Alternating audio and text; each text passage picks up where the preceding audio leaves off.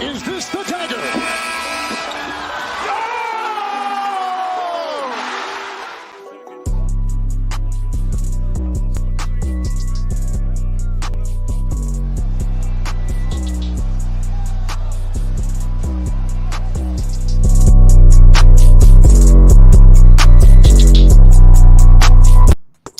Welcome back to On the Ball, the one and only NBA all basketball show on the Right Way Sports Network YouTube channel.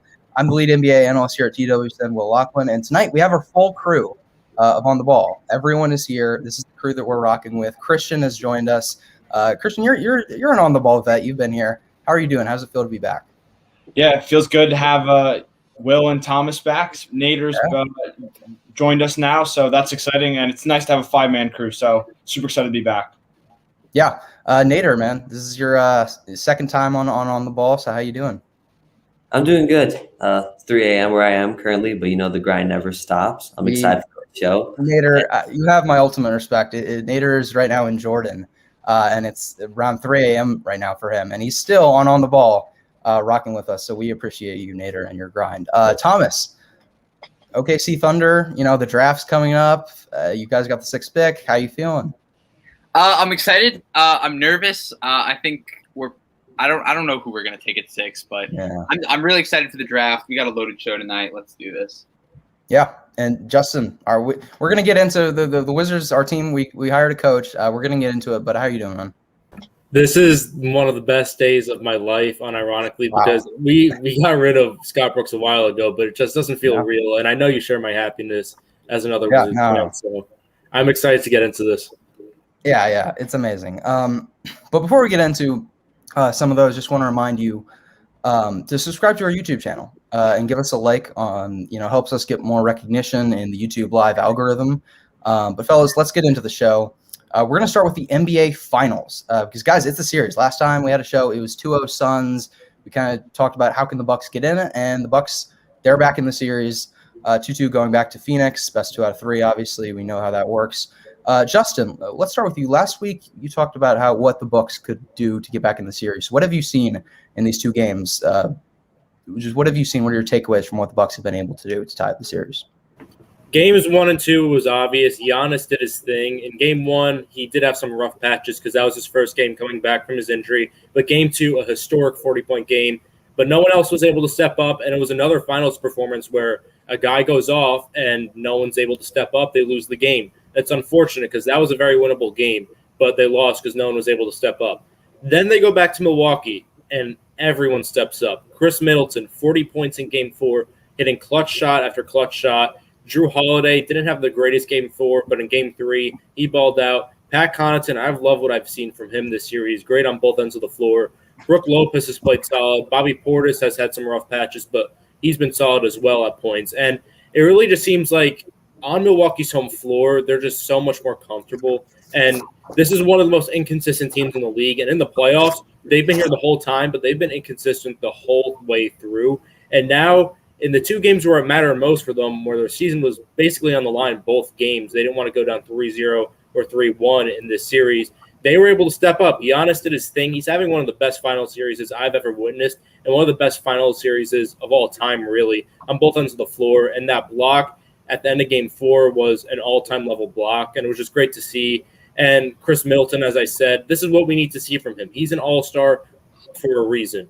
He needs to step up in these games, and one game he'll turn into prime Michael Jordan. The next game he'll turn into just a role player or at times even a liability. So Chris Middleton, this is how he has to be going back into the Valley, and the Bucks tied it up. It's really either team series to win.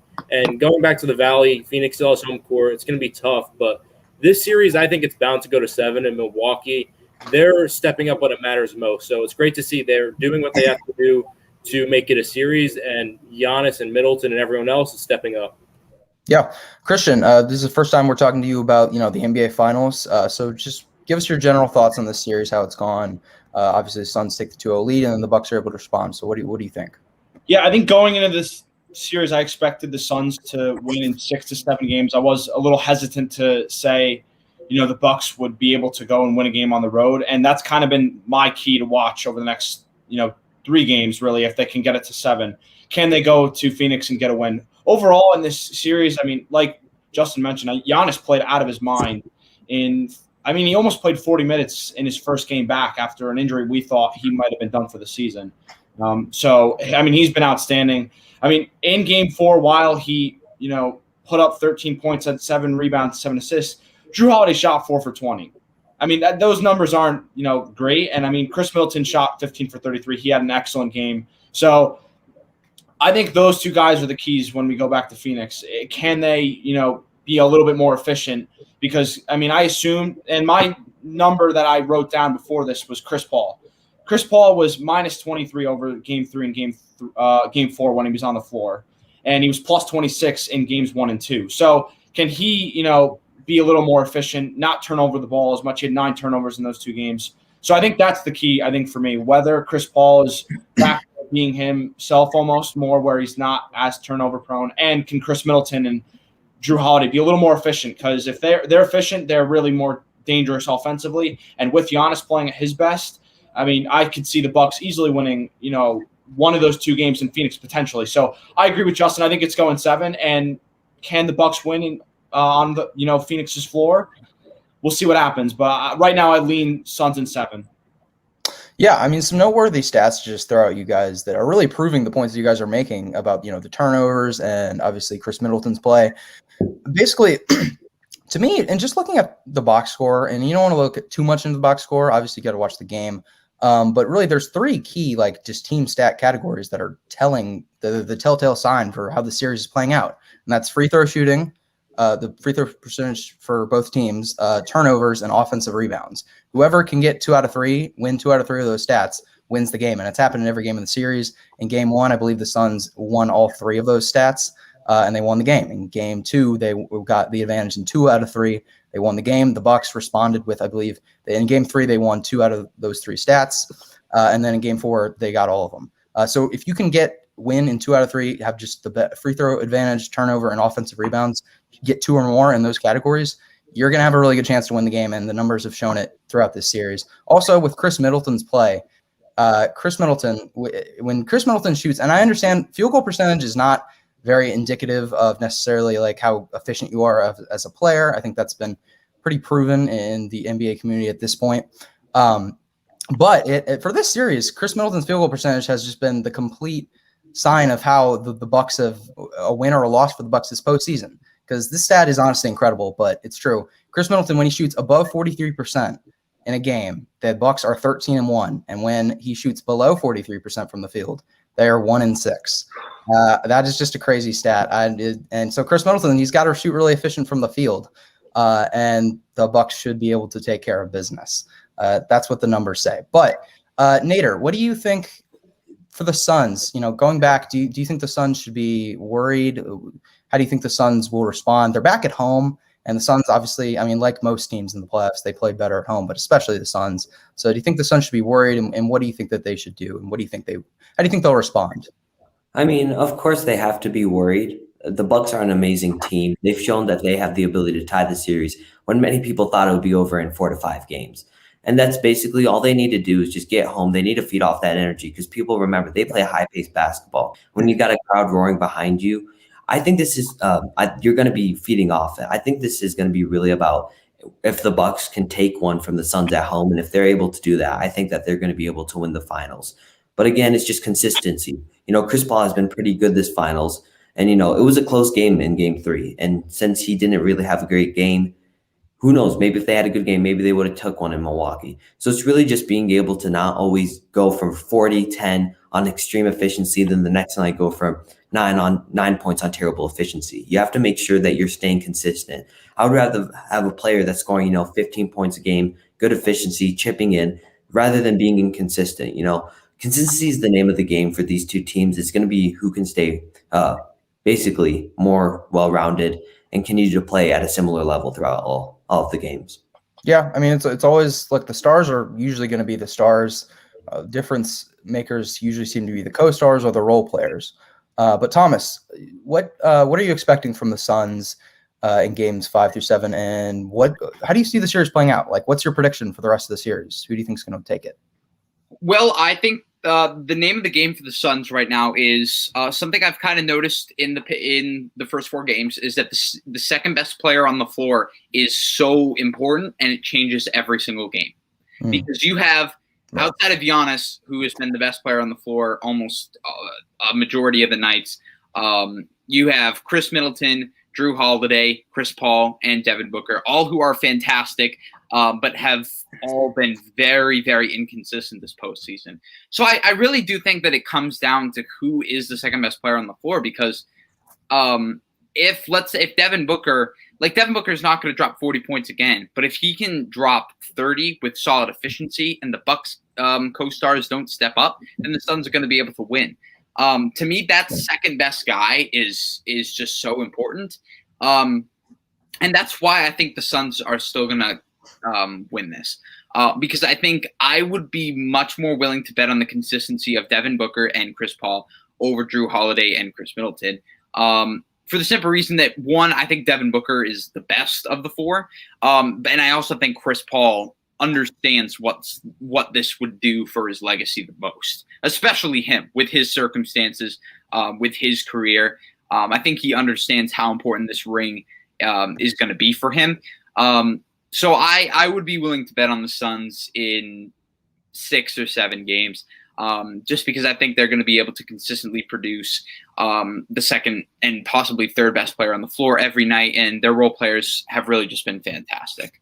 Yeah, Chris Paul, the thing is with him in this postseason is he's had some stinkers, but the thing is in every series, or at least not in the Lakers, but he was injured in that one, but in the Nuggets series, didn't play that well in a couple of the games, but then in Game 4, in the closeout game, he put up one of the best playoff performances of his career. And he did the exact same thing. He missed the first 2 games of the Clippers series, but in Games 3 through 5, he did not play very well. But in Game 6, he closed it out with probably the best playoff and maybe just game of his career in general. So he's, put up some stinkers, but he's followed it up in the even more important games with epic performances, and he's going to have to do that again. Like you said, Thomas, it's about the second best player, and the thing was with Phoenix is their best player can alternate on night to night, and that's a little bit of a double-edged sword because it's nice to have that versatility, but there's also just a bit of inconsistency because what if DeAndre Ayton is your best player? Then I love DeAndre Ayton, but if he's the best player in a series against the Bucks, I think you're going to be at a disadvantage there. Also, one more thing before we move on. The Suns, they have pressure on them, I think, just from a coaching perspective because Monty Williams, how it works in these NBA finals and just in the playoffs in general is coaches readjusting is huge. Monty Williams came out in the game plan and it worked for the Suns.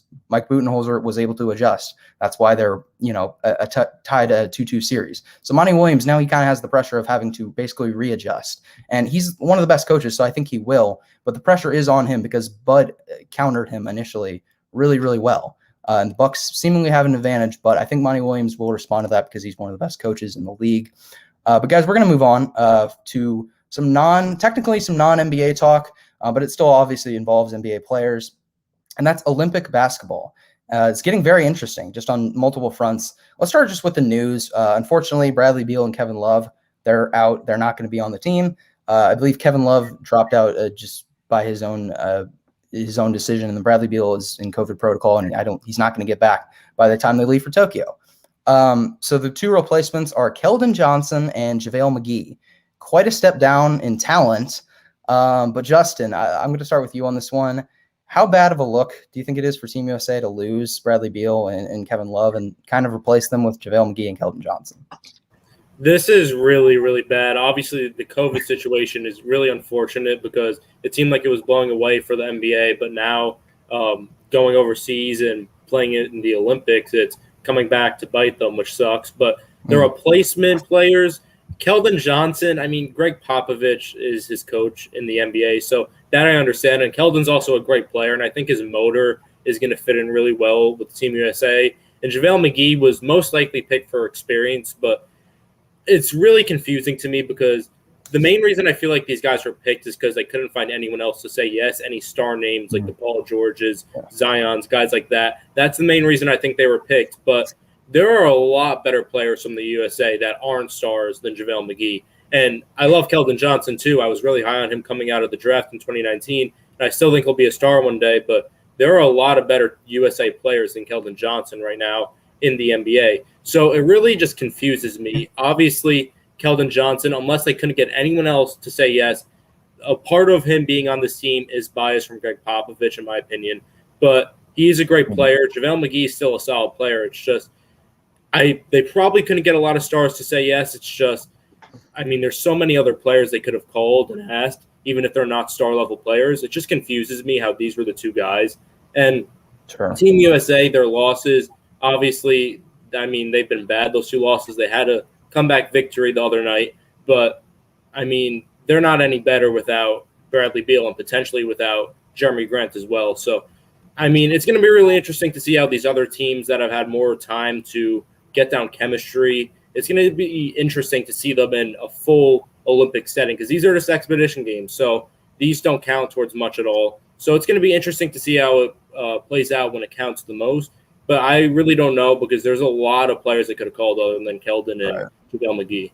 Yeah, so Thomas, this question, I'll just kind of shift the focus of the topic. It's still USA basketball, obviously, but should we overreact to their exhibition losses? Because, they lost the first two games, and they lost to Nigeria. Everyone just seemed to kind of freak out, and they lost again, and it's just social media just kind of accepted, I guess, the fact that Team USA is not going to be very good, and then they blew out Argentina. So should we buy in at really any stock into the exhibition play, or do you think Team USA will figure it out? No, they're pretty easily the most talented team in this. And looking at the construction of their roster, I really just don't think any of them care about the exhibition games. I think once we get to Tokyo, we're going to see that this team is clearly the best team on the floor. You've got NBA All-Stars riddled throughout the roster. So I'm not super worried about it. Exhibition games, to me, that's the equivalent of reacting to you remember last year in the bubble how there were scrimmages and exhibition games before the final 8 games of the regular season. That's kind of vibes it gives me. It doesn't really move the needle for me. It doesn't matter for me much though because I'm a loyal Australia supporter now. So with Josh Giddey and Joe Ingles and Patty Mills and Joe Ingles, they are dangerous in international basketball. But yeah, like you said, the bubble games, the Lakers, I believe, went 1-7 in those first 8 games, and they still won the NBA championship in the bubble. So yeah, that didn't really matter. But I see what you're saying, Nader. So just give me a prediction. Do you think the U.S. they're going to rebound and just get their act together and win gold or medal? Oh, 100%. So no, losing Beal, Grant, and Love was unfortunate, but we have to be honest with ourselves. Team USA struggles are extremely overrated. They lost 2 exhibition games that in the end don't count. Really, they don't count for nothing. They're going to be forgotten in a few months. They'll win gold with ease, in my opinion. They have some of the best players from the best basketball league in the world representing their team. And I don't think any other team even comes close to them in talent or basically anything else. Whether Keldon Johnson and JaVale McGee were, the best replacements. There were better replacements. There were better fits. But in the end, it won't matter because this team is riddled with superstars, and I don't have any worries at all. JaVale McGee and Keldon Johnson are actually, in my opinion, smart picks to a certain point. I believe it was good execution or bad execution, good idea. Because, I don't think they should have added another superstar to this team. They need players that are, not necessarily elite, but know how to play off the ball, know how to be a team player, fit into a system. They don't need another player that's necessarily going in there, wanting to show off, wanting to score points.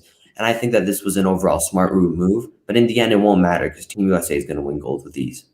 Yeah, they certainly still have the most talent, obviously, roster-wise. They are still blow every team out of the water. It's really just about their ability, in my opinion, to play team basketball. Because at the end of the day, Team Australia, they were moving the basketball just like a hot potato. And Team USA, in the first couple games, it was mainly just dribble, isolation shot, one pass per possession. And against Argentina, I saw a bit more. And there was a possession where Team USA, they had 7 passes, and it led to, I believe, a Dame 3. And it was excellent. So as long as you can see more of that, and they'll just have more time together, I think that they will rebound. But Christian, so do you think that, the fact that teams, obviously the talent on these international rosters seems to be growing, do you think that's just highlighting a larger point that the rest of the world is catching up necessarily to Team USA? Team USA still might be the best, but it's going to be harder for them. They're not going to be blowing out Nigeria by 80 anymore. Yeah, I think that's a fair point, and I think that's an argument we need to bring up. I think I saw on Pranav's, who's one of our analysts as well, I believe, put something out today about the centers in the NBA, and almost all of them besides Bam Adebayo and his top 8 are not from USA. So I think that's a point we can certainly make, and I think that's why we're seeing some of these teams, even though it's expedition games. I mean, Nigeria hit, I believe, 23s against them. So these teams are figuring it out. The style of gameplay is certainly helping these teams that are, shooting a lot of perimeter shots. And I think that's certainly something we could talk about and something that will, show up in this tournament. It's not going to be easy for the U.S. to blow these teams out when we get to Tokyo, but I think they'll take care of them. But it's certainly, showing that the entire world in terms of basketball is really improving across the board. Yeah. And to me, it's not necessarily just the talent is getting too much better. It's more of just about the opportunities are growing in other countries, because there's been talented players in the 70s and the 80s, but they weren't able to get into the NBA for various reasons.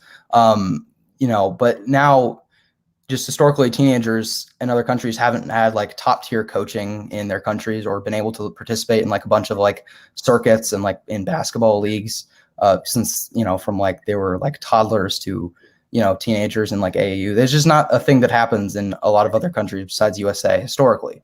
But now in the last decade, it has. And we've seen an exponential rise. I mean, Nikola Jokic just won the MVP. Giannis was a 2-time MVP before this. Luka is going to be an MVP. There's just so much. The NBA is so stacked with international talent. We have a great international in the NBA draft class this year of guys like Josh Giddey and Garuba and Alfred Şengün, Roko Prkačin, who could all be top 20 picks. So the international talent is growing, and I think it's not necessarily due to just too much more talent, but more of just more opportunity for these international guys, and they're taking advantage of it. And that's just great to see, because the NBA, Adam Silver, he markets it as a global game, and for good reason.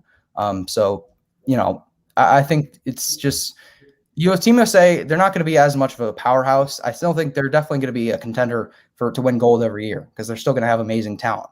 But it's going to be really interesting to see if Jokic and Luka's going to be in the Olympics. It's really going to be interesting to see, in the future, these next like 8 to 12 years, how maybe more even the teams truly are. But guys, we're going to move on to just some news. We're going to go over some news quickly. We're going to start with the play-in tournament. It's kind of been doubled down on. Adam Silver is apparently going to have more teams in the play-in. Play-in tournament, I think, was a huge success, just ratings-wise. I mean, we saw in the bubble, the ratings weren't very high, unfortunately. But, with the play-in tournament, it was kind of meant to spice things up. And that's exactly what it did. Now, granted, it was LeBron versus Steph Curry, and you're probably not going to get that every year. So the ratings are going to be a bit inflated. But still, Adam Silver, he really wants to double down on this. Nader, we'll start with you. Do you think this is a good idea for the NBA to keep going with this play-in tournament? I mean, I don't necessarily know how far they can go. They've extended it to 7, 8, 9, and 10, which is, this was the original thing. And what are they going to do? Are they going to add in the 5th and 6th seed? Are they going to add in the 11th and 12th seed? It really doesn't make much sense. I think that they've hit the lottery on this idea. And why, the guy that created it probably got a huge bonus at work, because we got to see LeBron and Curry play. Yeah. But at what point do you want to extend it to? Obviously the people on the 11th and 12th seed are probably rebuilding teams that don't necessarily want a shot in the playoffs, or they're not ready for a shot at the playoffs. So I really don't understand where this is going. I think that they should keep it, and if it isn't broke, don't fix it. Thomas, what about you? Basically, same question here. Do you think the plan is keeping going with the plan and just basically doubling down on is a good idea? I actually really like the play-in tournament. Like, I think the idea of it is great. I think, I don't think the biggest thing for me is that I don't really think there's a huge gap. It depends on the year, it depends on the teams, but I don't always think there's a huge gap between the 7 and 8 seeds and then the 9 and 10 seeds. So I think like giving all of those guys a fair shot to get that 7 and 8 seed is really good. And then obviously we saw last year, we got a pretty ideal matchup with the Warriors and the Lakers. I don't envision that happening again next year, but it's still a good chance to just really get more basketball, because I think that's what fans are eating up. The ratings are really good. The stakes are high. So it's basically like in a little playoff round in itself, really. So the stakes are high. You see guys at their best. You see guys really competing. So I think it's really good. It's good for ratings. Like, I just don't really see a huge negative to it. Obviously, like, if you're a 7 seed or an 8 seed, you're going to look at it and be like, oh man, we have to win more games now, even though we proved it ourselves all season. But to be honest, like I said, I just don't really see, like I said, it depends on the teams, but most years I don't really see a huge difference between the 7 and 8 and 9 and 10 seeds. Yeah, so I mean, I'm cool with it. One and done basketball games are super entertaining. I mean, that's why March Madness drives in so much ratings. I mean, the difference between March Madness and just normal college basketball games is huge, because one and done basketball is awesome to watch, regardless of the level of the sport. But Christian, do you think? How do you feel about the tournament? Why do you think, Christian? Why do you think that this was this a money thing at the end of the day? Do you think it was just about Adam Silver and the NBA just trying to get more money? I think that's certainly possible. I think, successful overall, I would say. I mean, we talked about this Laker-Warrior game. Even the Grizzlies-Warriors game as well was a fantastic game. Yeah. I mean, the games in the Eastern Conference were not the greatest. I vividly remember the Hornets-Pacers game. That was not very entertaining at all. But you're going to get those. I mean, that comes with it. You're going to have your good and bad ones. But overall, it was a successful thing. I think the NBA is just trying to, try some different things, see if they can switch things up. And I think we're seeing that a lot with American sports. Major League Baseball is trying to switch things up. I think it's just the NBA really just looking at something and seeing if it's going to work again in a non-COVID era where hopefully, full arenas and stuff will be there next season. So I think it's just more of them, just trying to switch things up. And it could certainly be money thing as well. Yeah. Justin, me and you, we're going to talk about this next bit of news because, again, this has to do with our team. So we might as well just talk about it. The Wizards, they've hired a new coach, finally. Scott Brooks he hasn't been our coach for quite some time, but it kind of feels just real now that he's not our coach because now we have a new one. Wes Unseld Jr. has officially been hired by the Washington Wizards to be their new coach. He's obviously the son of Wizards legend Wes Unseld. So, Justin, what do you think of this move? Do you think Wes Unseld was the best option for them, and what do you think he's going to bring to Washington? Well, before I get started, anything but Scott Brooks is an upgrade, unless it's Jim Boylan. But I'm really happy with this signing because, I mean, I don't know much about assistant coaches because it's hard to evaluate the X's and O's standpoint. But from reading everything I've read, it seems like he's a defensive-minded coach, which is exactly what we need. We don't have much defensive personnel on our roster, and hopefully we add some more defensive guys this offseason. But, I mean, if he's a defensive-minded coach, he could make up for the lack of personnel to an extent. We saw Tom Thibodeau with the Knicks this year. The Knicks, they don't have top 2, top 3 defensive personnel in the entire league, but they had one of the best defenses in the regular season this year. I'm not saying we're going to have a top 5 defense, but we could maybe get to a league average defense if Wes Unseld Jr. is good enough defensively to mold it and scheme for us to the point where it makes up for having some defensive liabilities on the court at times. I've also heard he's a great player development coach, and that's going to be huge for guys like Denny Avdija, who was used terribly under Scott Brooks as a spot-up shooter when his primary role should be off the bench or starting with the ball in his hands and playmaking for other guys. That's going to be huge for Rui Hachimura, who's grown so much in 2 seasons, and with a player development coach like Wes Unseld Jr., that's going to be great. And Daniel Gafford, if Wes Unseld Jr. really is this defensive mastermind, that's going to be huge for Daniel Gafford. So I really like this signing from all perspectives. And another thing is he fits the culture because Wes Unseld is a Wizards legend, and Wes Unseld is obviously his father. So Wes Unseld Jr. coming here to coach the Washington Wizards is a massive, massive win for us from that point. So I really like this hire, and I think it's going to be not just an upgrade from Scott Brooks, but I think he's going to cement himself as an upper echelon coach in the league. Not one of the top 5 coaches, but I think he's going to get respected as a coach that could raise your ceiling to an extent. So I'm really happy with it. Yeah, I mean, you talked about player development. The reality is if the Wizards want to do anything serious with Westbrook and Beal, they basically need one of Denny Avdija, Rui Hachimura, Thomas Bryant, Daniel Gafford. They need one or multiple of those guys to take a pretty significant step. And look, they've definitely improved, and they're all around solid players, and they can be pretty good players in the future. But they need one of those guys to really have a star breakout. Because the Wizards are not a big market; they're a mid-market basketball team wise. Washington's a pretty significant market overall, but when it comes to basketball, not really that big. So you're not really going to attract too many free agents. The Wizards, they're good enough to where they're not going to have a pick in the draft. I mean, they're picking 15th this year, so you can't really get like someone too good unless someone slips. So the reality is they need one of those guys to take a leap, and with Lonzo Jr., you're going to have a much better chance of doing that than otherwise with obviously Scott Brooks. And I think you're getting a guy who's super experienced. He's been an assistant coach for so long, so he definitely deserves this opportunity. I think it's a great idea to get just someone who's been connected to the organization for a while.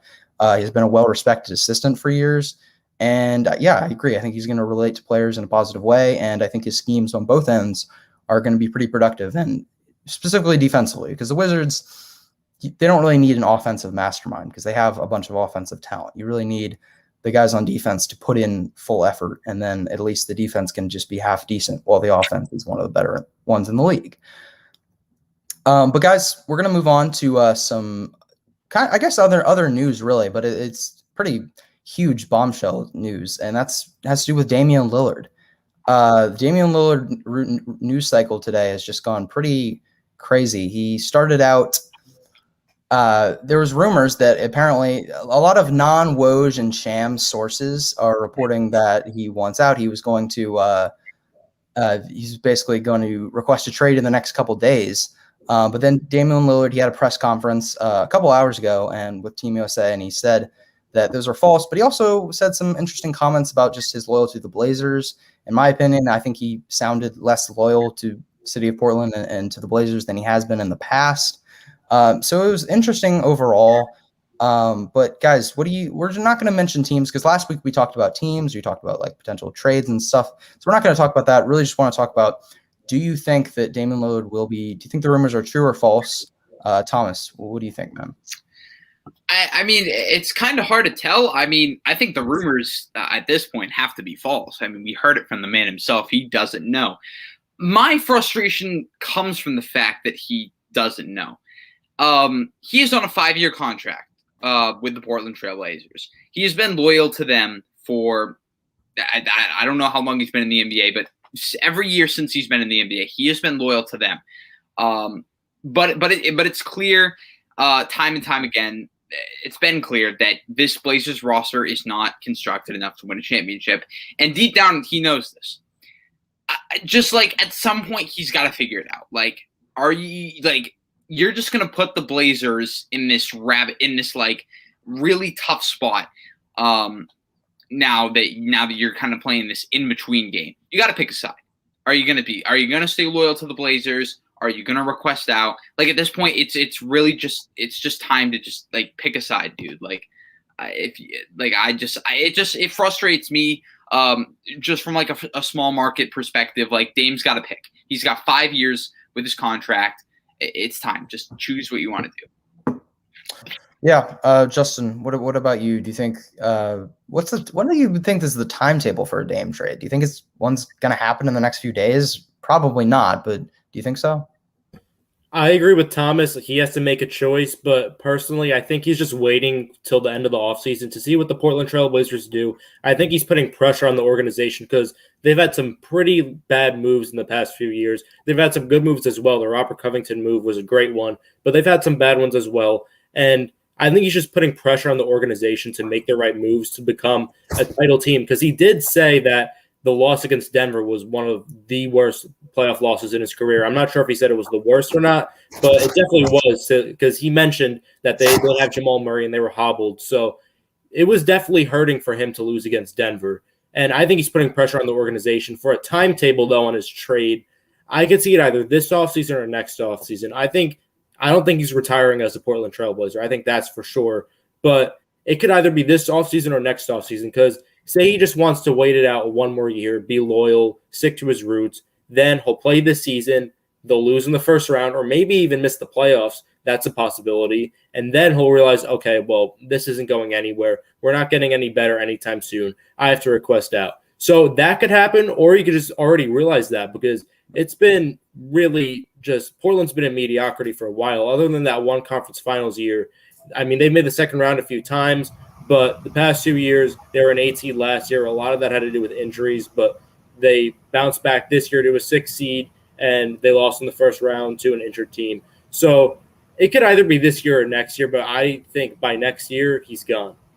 Christian, there was a source, one of the sources, and again, these are non-Woj and Sham sources, so you can't really take them at least at face value. Not saying that it isn't true necessarily, but he did say that they were false. So at the end of the day, but one of those sources said that the New York Knicks were apparently like the biggest team. And Christian, I know you're a Knicks fan. Do you think the Knicks? Do you think they'll have like a real shot to get Dame when he does officially request a trade? It's hard to say because it really depends on how teams around the league value RJ Barrett, because I don't see the Knicks trading Julius Randle in a deal like that. I mean, it's kind of just a pivot from the success they had this season. I think it was a little. I mean, not overhyped, I would say, but I mean, they did lose 5 games to the Hawks in the first round. Julius Randle didn't really show a great showing in that first round series. So take it how you want it. I think I would say probably not. Honestly, I mean, I don't see the Blazers seeing RJ Barrett as a piece that they can build around. And I mean, the Blazers kind of had their opportunity to potentially win a championship. Their next regime of that group with, CJ McCollum, maybe RJ Barrett. I just don't see them valuing RJ Barrett as a guy that could be, the second best player on a championship team, maybe even a third best player on the championship team. So honestly, if he's the number one guy the Knicks see in a trade, I don't really see the Blazers taking him in a Damian Lillard trade. So honestly, if I had to say it right now, I'd say they would probably not see the Knicks as a true suitor for Damian Lillard. Okay. And Nader, how about you? What do you make of all the Dame stuff that's happened today? Because it's gone just from one side of the pendulum to everyone editing him in Lakers and Heat jerseys and every jersey for every single basketball team that's not on the Blazers, or that's not the Blazers, obviously, to basically Dame saying it's not doing it. Now everyone kind of thinks that, oh, okay, well, maybe he won't be traded. But what do you make of all this? I mean, it's just a really tough situation. I think that he needs to get out of Portland for the sake of his career. In all honesty, in the past, let's say 10 years or however he's been on the Blazers, around 10 years, let's say you looked at Dame, and have you ever seen the roster that said, yes, this Blazers team has serious ability to contend for a championship? Not necessarily. Even when they made the Western Conference Finals, did you truly believe that they stood a chance against the Warriors? I believe they took a game or two, but in all honesty, No, they got swept. Oh, they did get swept. Yeah, it was a 4-game sweep. That's my point. Yeah, but I mean, he needs to get out. But the thing that's really holding him back, and I'm happy he did say that it was false, there's not one team, in my opinion, that really goes to show that they're the main guys to get Dame. Like the Lakers, who are they going to offer? Dennis Schroeder, Kuzma, and like a first-round pick? Yeah, no, it's not happening. The Knicks, I don't really see them getting him. I think that Dame wants to go to a win-now team, and all the teams that are either trying to get him or are offering to get him aren't necessarily teams that are either A, in the position to win, or 2, in the position to get enough value, or for Portland to get enough value for him. It's just a really complex situation. I don't think it's going to look anything like the James Harden situation. I think he's going to try and keep it low-key, try and keep it cool and chill, because he doesn't want to end his tenure like James Harden ended his. He's been loyal to Portland more than James Harden was loyal to the Rockets. I don't think he wants to create any drama throughout the NBA community, especially with how prominent social media is in today's NBA world. I don't think Damian Lillard is going to show up to Blazer games if he's not traded in this offseason. I don't think he's going to show up to Blazer games in a fat suit. I doubt we're going to see that from Dame. Exactly. But yeah, my take on this is just that, like I said last week, that when it comes to NBA trade rumors and like with superstar players, like when there's just a bit of smoke, there's usually some fire. And Dame, to me, he's never really sounded in this press conference. I know he said it was false, and I do think that it's false that he's going to request a trade in like the next 2 days. I think that's false. But he's never sounded overall. He had other words in the press conference, and he's never really sounded as unsure of his loyalty to the Blazers than he really ever has in his career. Like he's been very, very steadfast that he is loyal to the Blazers. He loves the city of Portland. And I'm sure he still loves the city of Portland, but he's definitely having some more conflicting thoughts on just the Blazers as an organization and what he can actually do for the team when it comes to just winning a championship. So I think he still very much seems to be in a state of just figuring things out, evaluating his options. Nothing seems to be set in stone for him. I think you can kind of tell just based on what he was saying in the press conference. And ultimately, I do think that Thomas, you're kind of right. He knows that like leaving is at this point, it's probably inevitable. It's just about when. It may not be this offseason. I certainly don't think it's going to be in the next few days. But if the Blazers are struggling next year, he's going to be gone, and I could see him being traded mid-season. And I don't think he's going to necessarily just like be rude about it and force his way out like Harden did. But I could definitely see Damian Lillard just respectfully saying, I want to be gone here within like a week, and it's in the middle of the season or even like a month into the year. Because if the Blazers are struggling at all, he's put so much pressure on the Blazers organization, as he should at this point, because he's a superstar and they need to try and do everything you can to surround him with talent to win. But if they're struggling just even a bit and Chauncey Billups isn't a good fit with Damian Lillard, then yeah, he's going to request a trade. And Justin, did you say it? But he's not going to end his career as a Blazer, which is unfortunate because I'm sure like, when he signed the Supermax, he absolutely wanted to. But as we've seen with quite a few players, it's just, especially when it's for a mid-market team, when you're the sole star and you're not necessarily like LeBron James or Steph Curry, it can be really tough, especially when you're second best player in the overall team. You don't have an elite coach. Your second best player, CJ McCollum, is a fringe all-star caliber player, even though he's in the West, so he's never made it.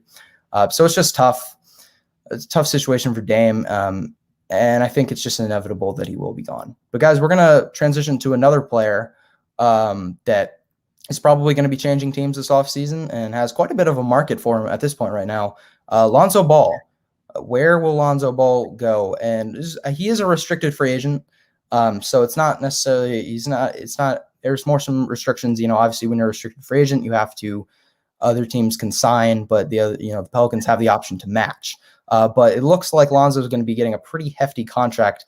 And I don't know if the Pelicans are going to be so eager to match a $20 to $25 million deal from several teams. So, Justin, let's start with you. What's a team do you think that is going to be super interested in trying to sign or do a sign and trade potentially for Lonzo Ball this offseason? I have two teams. I'll run through them fast. And I do think Lonzo goes back to the Pelicans. I think they'll match a contract because I don't see him getting like $25 million.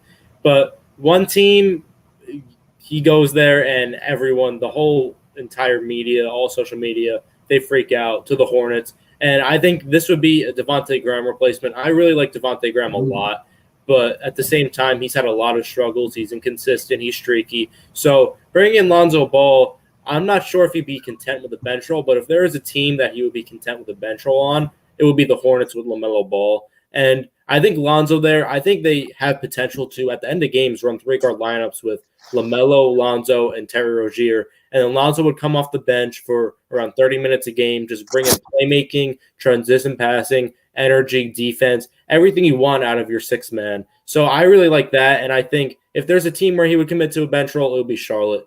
Another team that I have, this would most likely be in a sign and trade because they don't have much cap space, is the Golden State Warriors. I think, again, if there is another team that Lonzo would come off the bench for, it would be behind Steph Curry, arguably the best point guard we've ever seen. And I think he fits perfectly as well. He could kick out to shooters like Steph Curry, like Klay Thompson. He could push the pace, get rebounds, and he could play defense as well. And I think that would be a great fit for him. As far as money goes for Lonzo, I don't know what he's going to get at all because we haven't really seen what teams are interested in him besides a few and what his market is.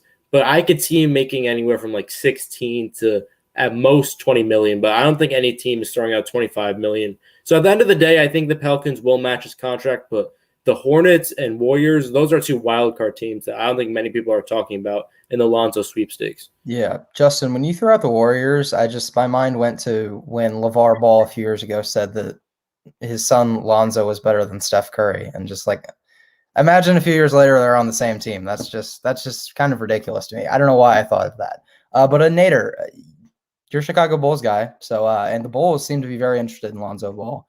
So do you think it's going to happen, and do you want it to happen? I mean, yeah, I'm definitely pro to having Lonzo Ball come over here. And going off of what Justin said before I go into my Chicago Bulls, I think that would be a fantastic fit for Lonzo to go to the Warriors.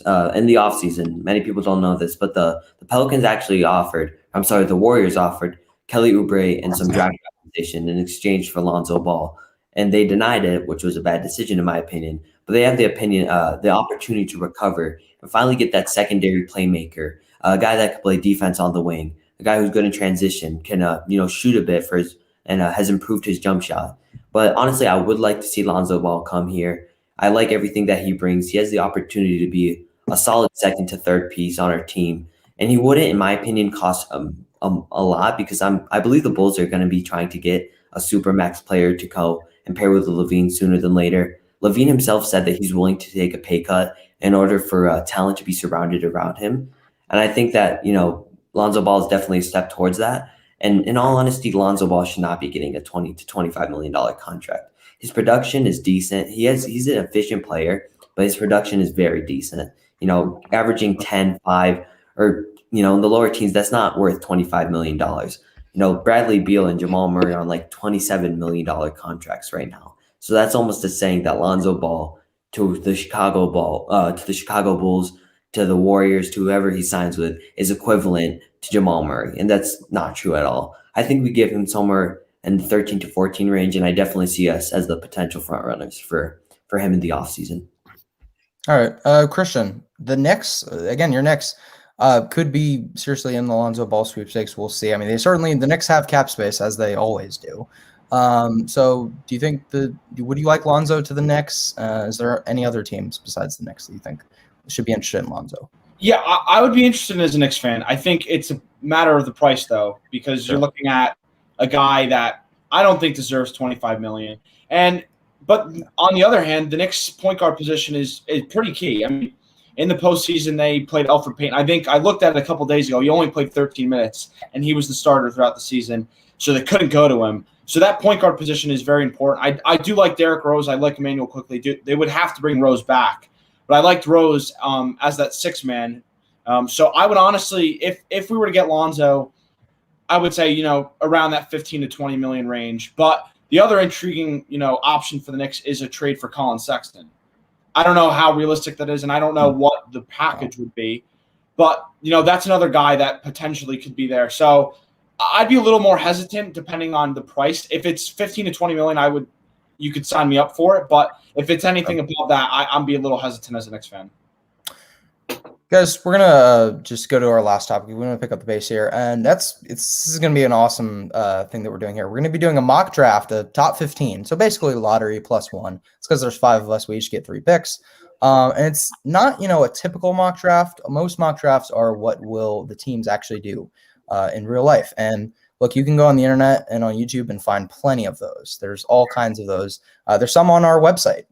Thomas and Naden have made a mock draft. Aiden's made his own. So if you want to go check out what will the teams probably do, there's plenty of that on the TWSN website. Go check it out. But we're going to be putting our GM caps on, and we're going to be deciding who we would draft if we were in the GM position for these teams. So again, top 15 picks. Based on what we would do, we each have 3 picks. I have the first pick, I believe, Detroit Pistons. And, I mean, look, there's going to be some bold, spicy takes here in this mock draft, but it's not going to start with this number 1 pick. I'm just telling you right now, I'm going chalk here. And, yeah, number 1 is Cade Cunningham. How much do I really need to explain? Cade Cunningham, he's the best player in the draft, and the Pistons need a franchise-level player, and Cade Cunningham is that. So, congratulations, Detroit Pistons. You're getting Cade Cunningham. Number 2 pick, Nader. You have the number 2 pick as the Houston Rockets. So who are the Houston Rockets going to select? I apologize for any background noise you hear, but the Tween Hezzy Splash community is not going to get something out of me. Green Gang, you can come after me, but I'm having the Rockets take Evan Mobley, who is the correct person that they should take at number 2. I don't care if Jalen Green is a pure hooper. I don't care if he's a bucket getter. I don't care if he's a scoring machine. He is not someone that should go at number 2. Yes, guard defense is overrated, and on the offensive side of the ball, he's fantastic, but Evan Mobley is a generational big man talent, and the best, in my opinion, since Anthony Davis. There's literally no holes in his game. He can learn how to stretch the floor, and being able to build around a core of Christian Wood and Evan Mobley will definitely be something that the Rockets should do and will do, hopefully. I love it. Yeah, no, I agree. Again, this is the difference between what will they do and what they should do mock draft. Because if we're doing what they will do, Jalen Green probably is going to be the second pick. But Evan Mobley, I agree. I think he's the better pick for the Rockets. But at number 3, the Cleveland Cavaliers. Justin, you have the Cleveland Cavaliers. This one I feel like should be pretty obvious too. Yeah, for Cleveland, I'm going with Jonathan Kuminga because wow. I wanted to see your faces for that. I'm joking, not Jonathan Kuminga at all. I'm you going. Actually had me for a second. Yeah, I just wanted to see your faces from that. Wow. I'm going Jalen Green. Nader just went on a rant about the Evan Mobley versus Jalen Green debate for Houston, and obviously that's Mobley. But for the Cavaliers here, they have Colin Sexton and Darius Garland, which they're two very promising backcourt players. But when you're getting Jalen Green, the best scorer in this draft, and right off rip, he could be a 20-point-per-game scorer as soon as he enters the league. I'm trading Colin Sexton away, putting Jalen Green at the 2. And then you have Darius Garland and Jalen Green, which is a very great backcourt to build around. And the Cavaliers, they're in their around 4th year, going into their 4th year rebuilding since LeBron left. So they have to pick best player available, regardless of if they have Colin Sexton or not, because they're going to have to start winning games sooner rather than later. So I'm going Jalen Green. That was an obvious pick, so I don't want to take too long on that. But Jalen Green. Justin, you seriously had me because you paused for a second. I thought you were dead serious, and I was like, "Wow, this is a red hot mock draft that we're doing." But okay, you made the right selection, Jalen Green. As much as I don't think he's better than most of us don't think he's better than Evan Mobley, he's still like worthy of being a top 3 pick, absolutely. So number 4 pick, Thomas. You have the 4th pick. Who are you going to select for the? There's a couple different ways I could go with this. Yeah. I think what's going to happen in real life is it's going to be Jalen Suggs, and I think a lot of people would go Jalen Suggs here. And I don't blame you. I think Jalen Suggs is a great prospect. But I'm going with Josh Giddey, the 6'9". There we go. Now we're getting started. The 6'9" playmaker from the NBL, who is just an amazing passer, an amazing creator, has those Luka and LeBron like skip passes over the top to the corner. Excellent in the pick and roll. I think he's going to come along as a scorer. He's already looking at the bland 3-point numbers. You're going to say that he's not a good shooter. I disagree. I think he got off to a really rough start and he finished the season. Like he started off 2 for 20 in his first 7 or something games. And then the rest of the way shot 35% from 3. It's not something I'm really worried about. And I just think with his playmaking talent, with his size, I want to say he's one of the youngest players in the class. His high-end outcomes are really enticing. Realistically, he could be a 6'9" guy who runs your offense and is one of your top scorers. He makes everyone around him better. I don't think he's awful on defense. I think with his smarts, he's a good team defender. I think he has clear athletic limitations. I think his handle could be tightened a little bit. But I think for Toronto, this makes sense as well because Toronto, Jalen Suggs is not a primary. Jalen Suggs, to me, his high-end outcomes are what Kyle Lowry was, but just bigger. That's honestly, and those are very good. But I think Giddey is the type of player that could take a team like Toronto over the top. And you've got to consider that with Toronto's development staff, I mean, it's very clear what they've been able to do with their players over the past couple of years. So I think Josh Giddey is definitely the right choice here. Yeah, no, Josh Giddey seems to be rising up draft boards as we get closer to the draft. And honestly, I could see him being in the cards. I think the Raptors should absolutely be having a debate, an internal debate over Jalen Suggs versus Giddey, because it's closer than a lot of people think. But number 5, Orlando Magic. Christian, who do you think the Magic are going to pick at 5? So I'm going to take the guy that Justin, trolled us with, too. I'm going to take Jonathan Kuminga. I think the Magic need to be very patient as an organization. We've seen them. Nikola Vucevic is now off the team. Aaron Gordon, so they need to really rebuild and actually have a full rebuild. And I think they have the pieces there on the roster already.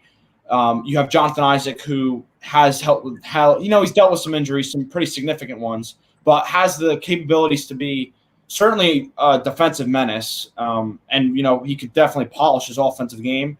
You have RJ Hampton, who they got, and even Markelle Fultz. So I think adding another wing and Jonathan Kuminga, who's going to take some time. He's got a very high ceiling, a low floor, of course, but can definitely flash it with if he can get that time to really show his skills and develop. So I think Orlando's a team that really needs that time, not a team that can find themselves contending, really making the playoffs for the next few years maybe. But, in 4 or 5 years' time could really be a dangerous team. And I think Jonathan Kuminga could be one of those guys. So I'll take him at 5. Okay. Number 6 is my pick. I have the OKC Thunder. And I'm going to take a guy that before the draft lottery, I loved this fit with Shai Gilgeous-Alexander, and I still do. And that's Jalen Suggs, who probably will go number 4. But in this case, I mean, getting him at 6, I think that's pretty excellent value. And I think the Jalen Suggs, Shai Gilgeous-Alexander combination in the backcourt, that would be awesome. Again, it's probably not going to happen, but that's why we're doing this. We're trying to fantasize over what could possibly, happen in our minds. And Jalen Suggs, Shai Gilgeous-Alexander, there's just so much versatility there. Either one of them can kind of have off capabilities of being the primary ball handler and can also kind of function as kind of that off-ball guard who doesn't necessarily need the ball in their hands all the time. So they can kind of play off each other very well. I think Suggs is a top 5 prospect, so getting him at 6, it's not really like a steal, but it's excellent value. He's just the best player on the board. It was him or Moses Moody. At the end of the day, I'm going to give Suggs a slight edge. So Jalen Suggs is number 6. Number 7, Nader, you have the Golden State Warriors. Who do you think they are going to draft? Or who would you draft? Yeah, I was going to take Suggs. That would have been a tremendous fit. But I'm going to have the Warriors are taking their pre-draft and, rumored friend and top prospect, Moses Moody. I think Moses Moody is an absolutely fantastic fit on this team. He has great two-way potential. He's a lights-out shooter. He has defense, he has length, and he has the ability to guard the 2 and 3. People have some worries about him creating for himself at times, but when you're playing with arguably one of the best playmakers of all time, Stephen Curry, that definitely shouldn't be an issue. He's a low risk, high reward type player. He has a pretty good high ceiling, but he also has a really high floor. The bust potential for him is rather low, and I think that his mix of two-way potential.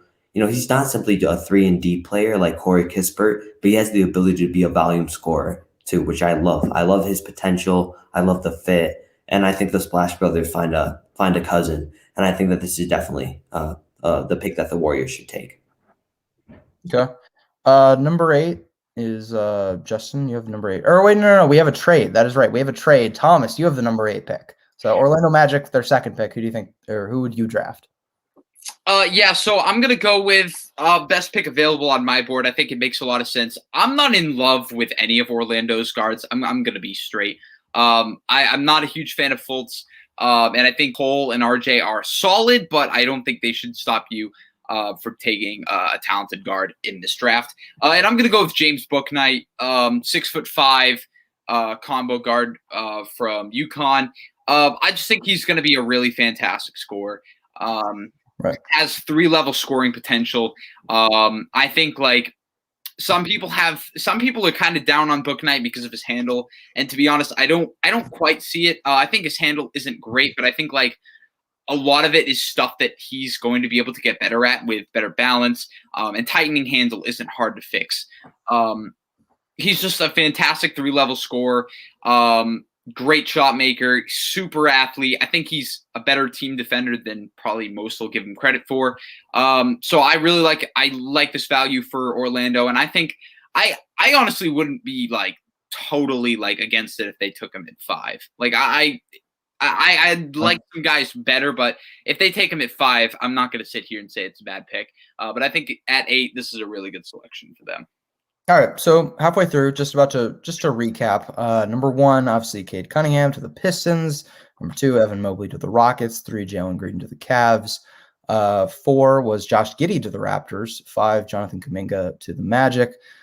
6, we had Jalen Suggs to the Thunder. 7 was Moses Moody to the Warriors. And then number 8 was just James Bouknight to the Magic. So number 9, Justin, you made the trade. So now you have the 9th overall pick. Who are you going to take? So I made a draft board for the Kings, and there's a lot of guys they could go with. There's a lot of different routes. And Franz Wagner, he seems like a perfect fit. But Scotty Barnes, I think he's just too good to slide. Marvin Bagley's been a massive disappointment. That could be because of injuries. That could be because of his defense. Regardless, he's been a disappointment. They should move on from that. And they're probably going to trade Harrison Barnes, I think, this offseason. So drafting Scotty Barnes to fill in at the 4, it's going to be a weird situation with Rashawn Holmes because neither of them are great shooters. But Rashawn Holmes also spaces the floor in different ways outside of shooting. So does Scotty Barnes to an extent. So I think down the line, Scotty Barnes for this Kings team, he's going to be able to anchor their defense, play some small ball 5 at times. And right away with Luke Walton there, he's not going to use Barnes in this lineup to perfection because Luke Walton, as of right now, is probably the worst coach in the NBA. But after this year, when they get off of him, because the only reason they're keeping him is to save money, when they get a good coach that can implement Scotty Barnes into this lineup to perfection, I think Scotty Barnes is a great fit on this team, even if there's going to be some spacing issues with him and Rashawn Holmes. I think he's going to be able to anchor the defense, going to be able to push the pace and make some passes. And although his spacing isn't there from a shooting perspective, I really like this fit. I think he's just too good to slide. So I'm going with Scotty Barnes here. All right. Christian, New Orleans Pelicans, number 10. Who do you think the Pelicans will, or who do you think they should draft? Yeah, so Justin had me thinking maybe Franz Wagner was going to be gone. That's not the case. It's enticing, but I think Corey Kispert's the right move here. This team is really lacking that perimeter shooting, the spacing for Zion Williamson. I mean, we really questioned the Steven Adams trade from the beginning, and that kind of was very prevalent in some of their struggles. And I mean, he really just clogged up the paint and really didn't give Zion that space that he needed to really flourish, even though he had a fantastic season. Maybe, their team could have had more success with a more team that was built centered around him. So I think Corey Kispert's a guy who can really shoot the ball. I mean, he was fantastic for Gonzaga, was very important in their run that got them all the way to the championship game. That team is loaded back at Gonzaga, and he was certainly one of their best players and a fantastic perimeter shooter. So for a guy and a team that really needs perimeter shooting, he's the perfect fit there at 10. Yeah, no, I agree with that. Corey Kispert of the Pelicans would be excellent for Zion. Number 11, we have the Charlotte Hornets. It's my pick, so I wanted to go with a more unorthodox pick here, but I'll be honest, Kai Jones to the Hornets is just the draft fit that I've been talking about for such a long time at this point, ever really since I just looked at the draft order and said, all right, who are the prospects that are going to go here? Kai Jones to the Hornets it's just an excellent fit. So the Hornets are going to draft Kai Jones. I think that there's a really good chance that they do draft him, and I think it would be an absolute A-plus pick because Kai Jones is an excellent just archetype for a big man that really LaMelo Ball needs. Kai Jones is super fast in transition for being 6'11". He was a track star in high school. So I think he's going to be able to run the floor with LaMelo. LaMelo, he loves his outlet passes and just full court, half court passes. And Kai Jones is going to be able to kind of cherry pick and leak out and be able to finish with some easy transition offense. I think he's a really good pick and roll threat with LaMelo. I think he's going to be able to do a lot of stuff on both ends of the court. He brings rim protection and switchability. He definitely has some areas to improve, especially he needs to flesh out his abilities as a rim protector. He's a little bit more of a shot blocker than a true rim protecting presence, but I think it will come with time. He does a lot of other great stuff on the defensive end. On offense, he has a lot of shot creation potential. Just as a scorer, he can shoot. So he's going to be able to pick and pop with LaMelo. I think it's an excellent fit. I think Kai Jones is the perfect kind of big man that LaMelo Ball needs, and that's the number one priority to me for the Charlotte Hornets, especially in the draft. So number 12 is, Nader, it's your pick, the San Antonio Spurs. What is going to be your pick for the Spurs? After taking Kai Jones, that was going to be my pick, but it's really a toss-up. I think this team is rather guard-heavy, so I'm going to try and get someone towards the big man range. And I think that although Alperen Sengun would be a really nice pick here, I can't let Franz Wagner continue to slide down. I think that as a 6'9" guy, he can get plugged into the power forward spot. His 3-and-D potential is very good. He's an all-around one of the best players, and he can be a glue guy type playmaker for the Spurs. They've been a bit, how do I say this, irrelevant since, Manu Ginobili and Tony Parker and Tim Duncan was a thing. And I think that Franz Wagner is just someone that can fit this culture, that can go in, can be a team player. And I love his ceiling. I like his floor. And I overall think that this would be a fantastic pick value-wise and overall talent-wise for the Spurs if he were to drop to 12. Yeah, that's a great pick because you're getting a top 10 talent outside of the top 10. And I think Franz Wagner does kind of strike me as a Spurs kind of a wing that they'd be interested in. So that was an excellent pick. All right, 13 overall. Justin, I believe it's your pick. Yeah, so for Indiana at 13, it's really tough because they should be rebuilding, in my opinion, but they're not. They just hired Rick Carlisle. And not many people here right now are particularly high on this prospect, but I'm going with Davion Mitchell here. I think at 13, it's good value. He's 22 years old, so that's a red flag because of his age. But at the same time, if Indiana wants to win games, looking at the roster, outside of Miles Turner and Justin Holiday, the defensive personnel isn't striking out at you. Davion Mitchell, his it factor is defense, and he plays with such a great demeanor, and He's so fast and athletic. And although his offense isn't great, I think under Rick Carlisle, first of all, that'll be able to be masked, and that won't be in the picture. Second of all, I think Rick Carlisle will help develop his offense. And if he could get Davion Mitchell to be a cutter and a playmaker and passer with Sabonis, when he's cutting, Sabonis kicks it out to him or Brogdon, I think that's going to be some good value for him on offense in his first year. And then Rick Carlisle could sort of mold out his offensive game throughout the years. And I think Davion Mitchell in the future, he could be a Marcus Smart type player and just, never giving up on a play. Defensively, he's great, one of the best guard defensive players in the entire class. Athletically, he's great as well. So for this pick for Indiana, it depends what direction you want to go in, whether you want to rebuild or win games. But I'm going to go with Davion Mitchell looking at the roster right now. Okay. Thomas, your last pick in this 15, last pick of the lottery. Who are you going to pick? This is I don't want to say it's a selfish pick. I think that's the wrong way to put it.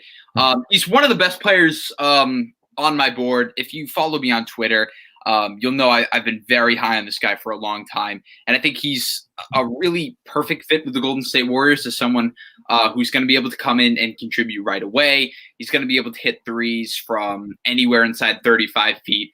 And that's Bones Highland. Look, I get it. He's 6'2", 6'3". He's, 165 pounds. He's about the same weight as me. But this guy just, I love everything about Bones Highland. Such a dynamic shooter, such a good shot creator. What I really love about him is that he's the rare shooter who's also super fast and super quick and super athletic. And that kind of stuff is just really valuable to me. His rim pressure is underrated. He gets to the rim. He's a decent athlete. I don't think he's going to be that bad on defense. And I think if you're having Steph and Bones Highland in the half court setting, it's game over. No one's stopping. You can shoot threes the second you step inside half court. Similar to Davion Mitchell, if I had to go out to lunch with two prospects in this class, I know this is kind of a random question off the top of my head. I'd go with probably Bones Highland and Scotty Barnes. I think that would be an absolute blast. I think Bones just a really good personality. I've written an article on him on the Right Way Sports Network if you want to check that out. This is someone I've been really high on in the pre-draft process. He's one of the best picks available for me, and I think it just makes too much sense here. Wow, yeah, Bones Highland and Moses Moody. The one thing that the Warriors lacked was floor spacing, and those are two guys who bring premier floor spacing. If the Warriors do end up not trading those two picks. But last pick of this mock draft is going to be Christian. You have our Washington Wizards. Well, mine and Justin's Washington Wizards. So don't mess it up, please. Yeah, I'll try not to disappoint both of you. So honestly, Bones Highland was a guy that I was eyeing up because, as many know, the Washington Wizards really do need backup point guard depth. They're not going to get it with him, but I think Sharif Cooper could be the guy that really, he's an interesting prospect. He averaged over 20 points a game at Auburn. But the biggest question with him is, can that, perimeter shot come around? He shot just under 23% on almost 5 attempts. So that's my big question with him, but certainly a position of important need. You have Russell Westbrook, but right now I think the point guard backup was Ish Smith. He certainly could use an upgrade there. And I think that would be a guy that could definitely develop and be a guy that the team could be built around once Russell Westbrook's contract expires. So I think that's a good pick at 15. That was an interesting pick. I was not expecting that, to be honest. There was a few guys, but I wasn't expecting that. I would honestly be okay with Sharif Cooper to the Wizards. Personally, okay. I'm not sure it's going to happen, but I would really like it because the Wizards, like you said, desperately need some guard depth. But guys, that's going to do it for our 15-pick mock draft, basically the first half. This was great. We had a lot of unorthodox picks, a lot of some picks that, just a nice balance of what could happen with what we think would be a really good pick for these teams. And that's going to do it for our show. This is a jam-packed show. Covered so much. And this is our first show, all of us together. It was an absolute blast. But before we sign off, just subscribe to our YouTube channel. Like the video if you guys enjoyed. Download the TWSN mobile app for just all of our article content. That's where the home base is for everything that we do at TWSN. Make sure to follow our social media. We're not just covering basketball at TWSN. We're covering all different kinds of sports. We're covering, hockey, baseball, football, obviously, and the Olympics. So every kind of sport, we're covering it on, our TWSN social medias. And guys, great show. We'll see you guys later. Thank you for watching, everyone, and have a good night.